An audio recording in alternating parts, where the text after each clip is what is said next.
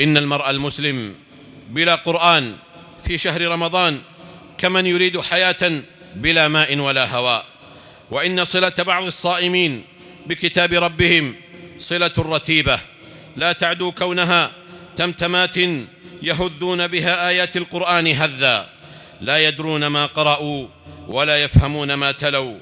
هم أحدهم آخر السورة فيقع في علل من عابهم الله بقوله: ومنهم أميون لا يعلمون الكتاب إلا أماني وإن هم إلا يظنون، أي لا يعلمونه إلا تلاوة لا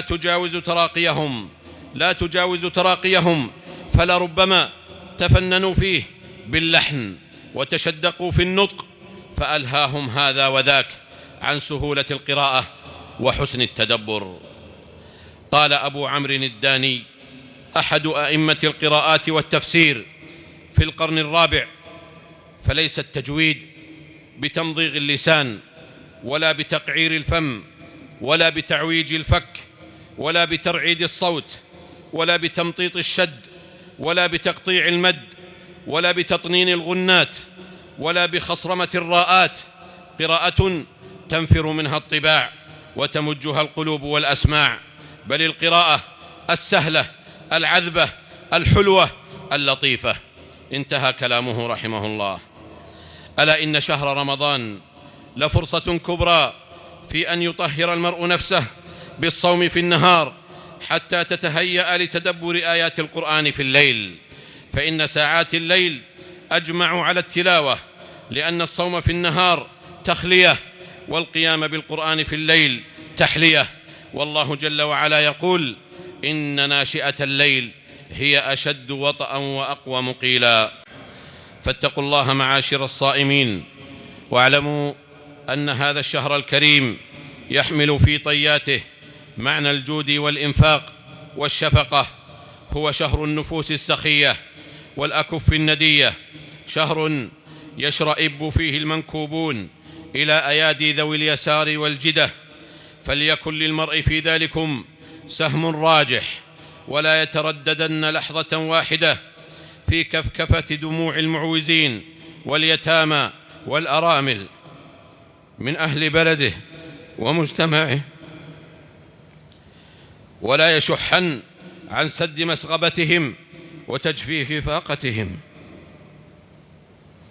وحذار حذار من البخل والإقتار، فإنهما معرة مكشوفة السوءة. ناهيكم عن أن النبي صلى الله عليه وسلم قد استعاذ بربه منهما، وهو من كان أجود الناس وأجود ما يكون في رمضان حتى يكون كالريح المرسلة. وفي الصحيحين أنه صلى الله عليه وسلم ما سئل شيئا فقال لا. ثم إن هذا التحضيض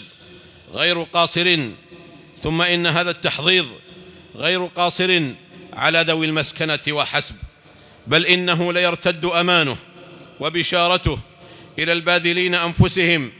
فقد قال النبي صلى الله عليه وسلم: مثل البخيل والمنفق كمثل رجلين عليهما جبتان من حديد من ثديهما إلى تراقيهما، فأما المنفق فلا ينفق إلا سبغت على جلده حتى تخفي بنانه وتعفو أثره، وأما البخيل فلا يريد أن ينفق شيئا إلا لزقت كل حلقة مكانها، فهو يوسعها ولا تتسع.